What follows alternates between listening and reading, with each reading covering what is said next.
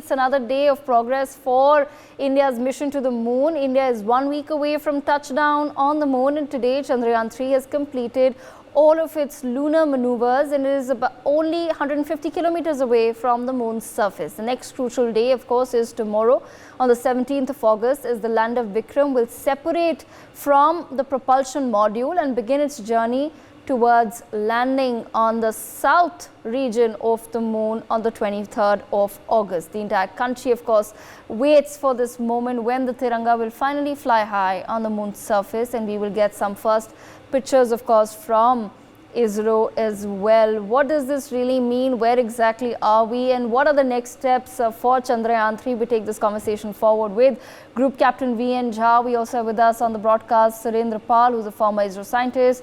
This is Suresh Naik, also a former ISRO scientist, and Dr. R.C. Kapoor, a space expert and scientist. Let me begin with Group Captain V.N. Jha. Group Captain Jha, of course, we're always extremely excited, at least on NewsX, as far as space is concerned.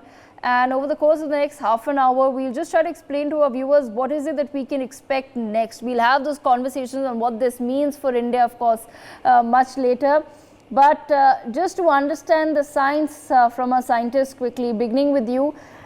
Today, we've, of course, as per the updates, we've completed yet another maneuver, and ISRO says that after today's successful firing needed for a short duration, it has put Chandrayaan-3 into an orbit of 153 kilometers by 163 kilometers as intended. With this, the lunar-bound maneuvers are now complete. It is time for preparations as the propulsion module and the lander module gear up for their separate journeys.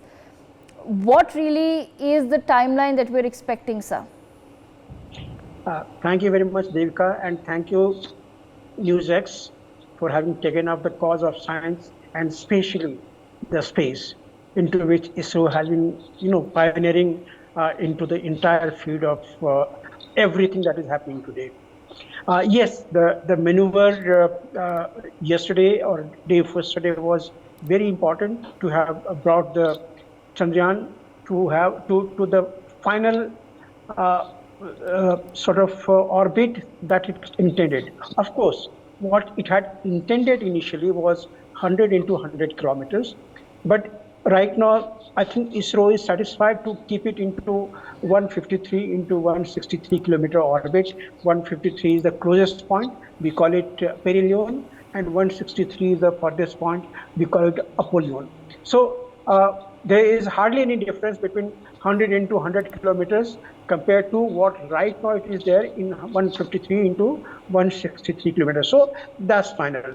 Now, the entire module will remain in this orbit for some time, into which the propulsion module, to which right now the lander and the rover is connected. Lander is connected to the propulsion module and rover is within the lander module. So everything is right now connected and it is circling in that orbit. What is going to happen tomorrow, as ISRO has indicated, is tomorrow they will separate the two together. Right now everything that is happening is by the propulsion module. All sort of burn, retro burn or pro burn, all communications, everything is happening with the propulsion module. Now, propulsion module will separate out tomorrow, and then two together, separately from each other, but maybe 500 meters apart or a kilometer or a couple of kilometers apart, they will continue circling around the moon in the orbit that they are right now. And in this time, ISRO will be doing some very, very important trials, tests, into which the engine of the lander will have to be tested for a couple of seconds. Then the communication system of the lander, it has to be tested. Lander has got two pathways of communication. One is lander to the propulsion module, to the Indian Deep Space Network, IDSN that we call it, and from there to the ground station of ISRO. That is one way. And alternative is also they have kept. You remember last time when Chandrayaan-2 was launched, the orbiter is still orbiting, and that is absolutely in the healthy shape. So orbiter network also is active. Should anything go wrong with the propulsion module, should this network not work, then the Chandrayaan-3 communication is also, it is compatible with the orbiter 2. With that, it will communicate. Orbiter 2 will again send the communications to the IDSN and from there to the ground station. So these are the communications that will be there. Then also you must have heard that Chandrayaan-3 has got even a camera. When it is coming for the landing, the camera in its foot are active. So they will also test and try whether they can, give a real-time sort of feed into the televisions for how the lander is coming, because when lander comes for soft touchdown, it is not within ISRO's hand. You remember last time the ISRO chairman had said that 15 minutes of terror. What he meant was in the final phase of the descent, the control landing, the entire control is with the Chandrayaan itself. Because if ISRO tries to control from the Earth, it takes almost 4 seconds for the communications to act there on Chandrayaan, and that 4 seconds is hell of a lot for any control to happen during those days. So it is all within the Chandrayaan-3.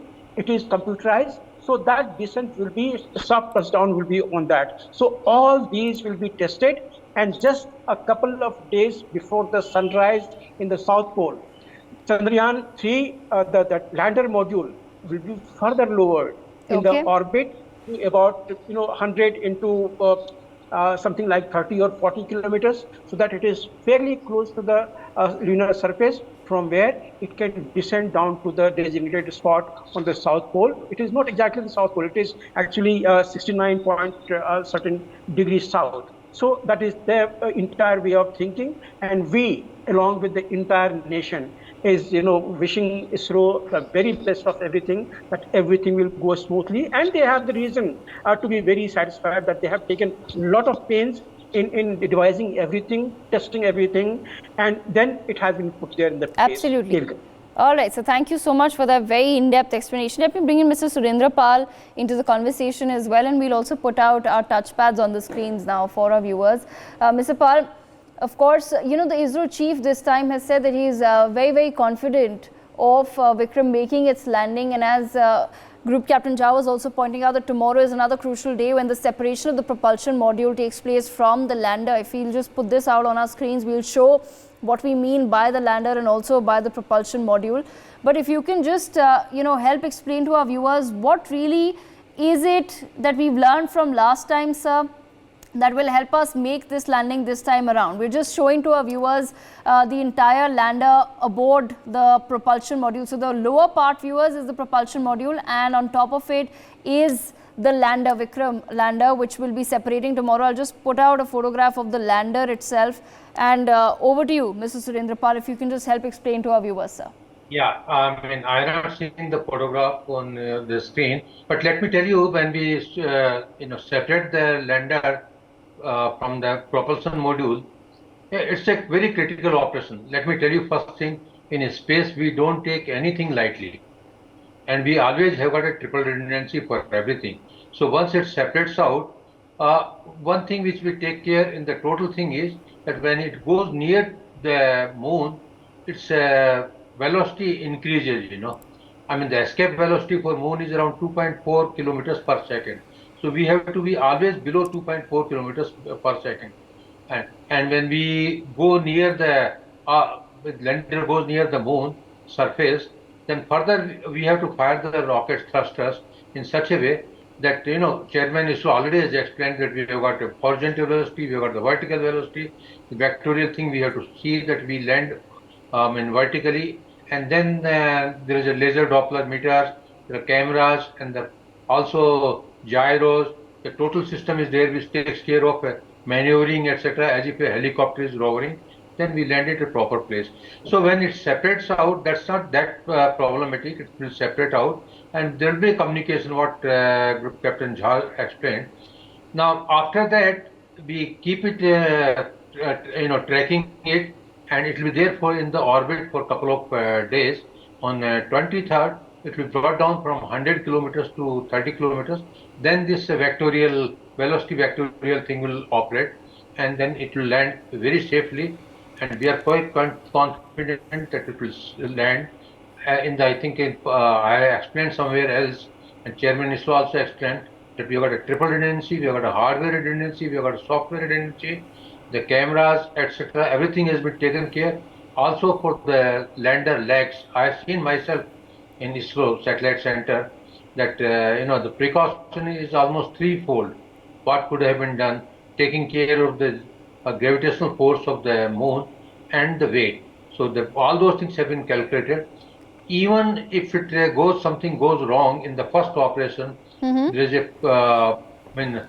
backup system is there in the lander that we can go to some other place and land it very safely. So there is no chance of failure this time. I mean, God willing, we will land very safely, and I think we'll create a history. Absolutely. Let me bring in Mr. Suresh Naik as well, sir. Like I said, we've just put out a photograph of the Vikram lander. So this is essentially, viewers, what will be landing on the moon. And there's no photograph currently of the rover that's inside with me, but once this lands on the moon, then it opens up and the rover, of course, also comes out. So there'll be two instruments, large instruments that will come out, and of course they'll be performing a bunch of scientific experiments and activities on the surface of the moon. But Mr. Naik, if you can just help explain to our viewers, what really will be the critical points in the coming days. Yeah, actually, as already has been explained by the other speakers, the maneuvers, what will happen are now clear, that tomorrow this next maneuver will take place, that is on 17th, separation, which is important maneuver, and after the separation on 21st August or so, the orbit will be further lowered, and it will be nearly 100 kilometer by 30 kilometers. That is the orbit of the joint thing, and then the lander will start its journey towards moon. You see, the critical point which we can understand very well is when the lander starts its journey, that is basically the velocity is of the order of 6,000 kilometers per hour. And when it reaches moon surface, it has to be somewhere 7 kilometers per hour. So that is the difference what we are talking about. And we understand the criticality of the braking systems which have to be there. And these braking of the velocity of the lander will be done in 3 phases, I think. One is the hard braking, then the cruise braking, and then finally the soft braking. So that in terms of meters per second, in the final 400 meters of its journey, I think it will be, it should be 2 meters per second. And that is a very safe velocity for a very soft landing for the Vikram lander. And this time, as has been already explained, so many additional precautions have been taken to see that we land softly on the moon. In addition to that, I will like to emphasize on one more exercise which ISRO has done, is they have this time planned not on the success-based planning, but failure-based planning. That means they have visualized whatever failure scenario might take place during that particular period, and then we have incorporated measures to not to happen that. So that is a very important thing. Second important thing, we have done so hundreds of tests, okay, simulation testing, actual testing, even the lander was tested by means of a helicopter, and so many additional testing gives you the assurance that it will go smoothly this time. So that is the key point, and we are all looking forward to happen that. Right, absolutely. Let me bring in Dr. R.C. Kapoor into the conversation as well. Dr. Kapoor, of course, we all look forward to the landing, but now I'd just like to understand from you, once India does, and like I said, the ISRO chief has made it very clear, he's very confident this time around that we will make the landing. Once we do make the landing, sir, what next then? Well, the landing itself is going to be a great achievement on the part of ISRO, because last time we didn't really make it. And at the last moment, things sort of snapped. But this time, ISRO, as my friends in this meeting have already explained, I think most of what is to be discussed today is already talked about and discussed, but I have very little to contribute. But of course, after touchdown, there has to be some cooling time, because once you just touch, the engines have to stop, so that the dust that is sort of blown around, that doesn't happen in a big way. And because the dust of the moon is very, very bad, actually. And that experience the Apollo astronauts have already faced that. So here there has to be a cooling time. I hear that, as in the case of Chandrayaan-2, they kept a gap of about 4 hours after landing, after which when rover was to slide down. More or less this time also I expect that's going to happen. And then all those communications begin, and through rover through lander, and lander through propulsion module, and the Chandrayaan-2 orbiter, we will be talking with the system, and we will be talking to the Earth also. And all this is being sort of tracked by several space agencies, including obviously ISRO, and so that at any given time, most of the time rather, the spacecraft is visible in terms of radio contact. And every maneuver that is to take place, also at that time it has to be visible. So now that I had understood earlier that the orbits will be very similar to in the case of Chandrayaan-2, but this time the orbits are slightly bigger, and about 1.5 times. So I want to see what is the final orbit the lander rover eventually take, because all this various estimates are done, or preliminary trajectory calculations. They keep in mind possibly 30 into 100 kilometer. Let's see how it's going to be this time. Should be closer to that. But main thing is that from that 30-kilometer point, when we make the descent onto the surface of the moon, that's a real, as it was described, 15 minutes of terror. So we all will pass through, and I hope all the 140 crore people also live that experience in a similar manner. In fact, almost everybody is now citizen scientist. So we want more information, more and more and more. So thank you. You have been bringing much of that in the knowledge of people. So after rover rolls out, then the instruments have to be active, and because the sun is already up, and on 23rd August, as I estimated, that the sun will be about 8.5 degrees high in the sky, and that should activate the various instruments. They come to life, and they start taking their measurements. And now, because on 23rd we are landing, we have perhaps 11 or at most 12 days available to us, and that's our life. But that's what is going to make the life of all the space scientists who are going to make experiments today. So that will be quite much. And I think in the next landing, we do have some radioisotope thermoelectric generator, RTG, so that our rovers and landers can work much longer.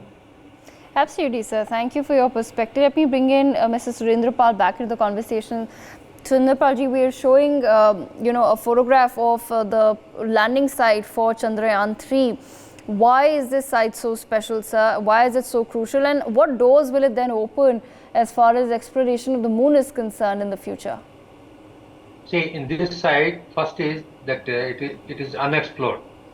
Second is it is assumed that there is a water on that side. So everybody is interested in that side. Third thing is that we will get a clear-cut 14 days sun on that one.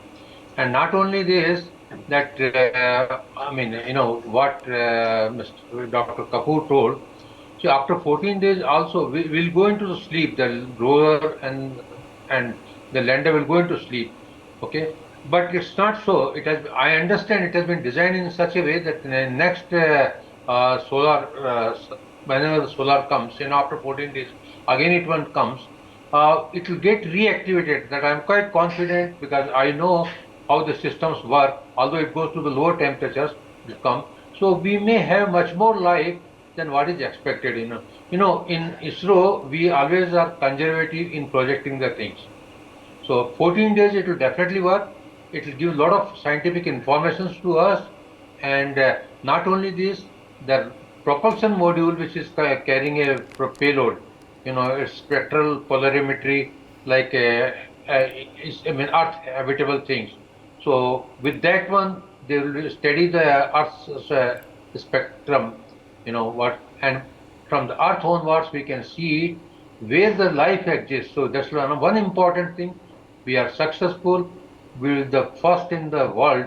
I mean, before even NASA, ESA, and Russians, that we will tell we can explore the further universe where life can exist. So this Chandrayaan-3 is very important, particularly from all the payloads which they are going to put it.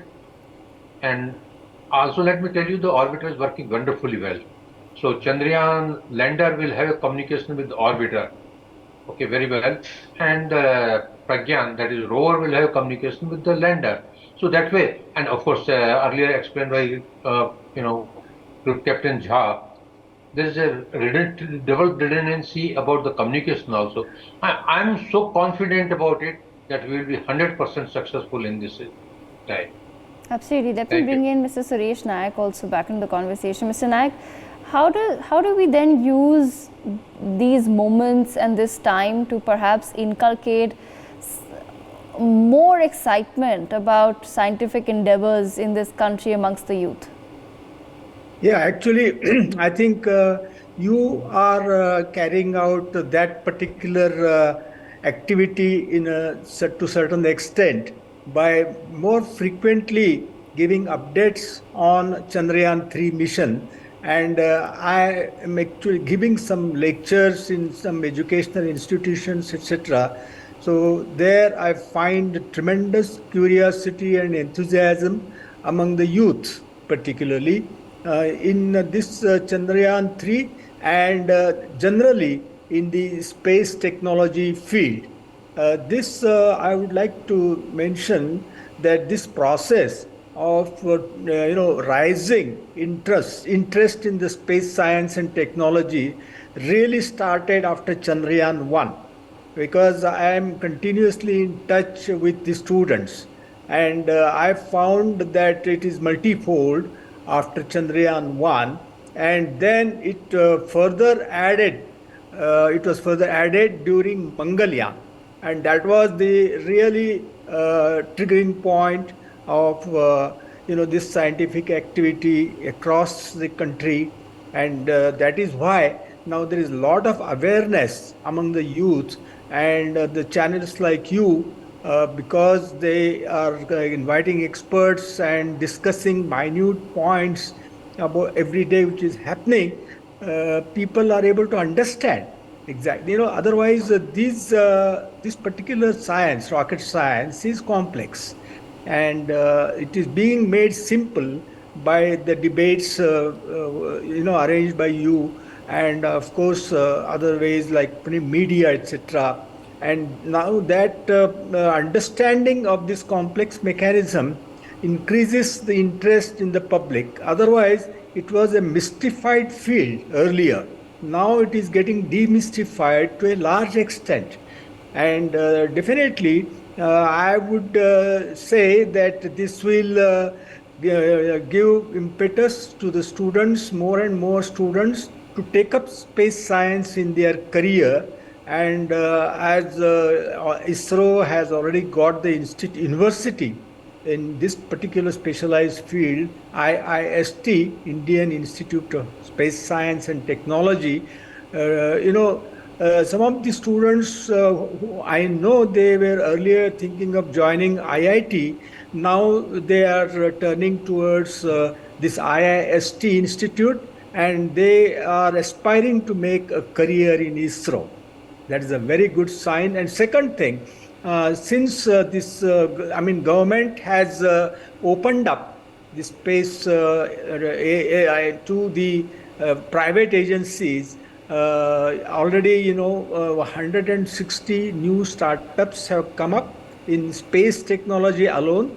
And as we already know that even a rocket has been designed, made and flown from ISRO's spaceport, and even a satellite was made. So that really is a very good indication. Absolutely. I thank all of our guests for joining us on this broadcast. And of course, we hope to continue having more of these conversations as India gears up for that final landing on the 23rd of August. Once we make it, it's just the beginning for us. For more such videos, subscribe to the NewsX YouTube channel, hit the bell icon.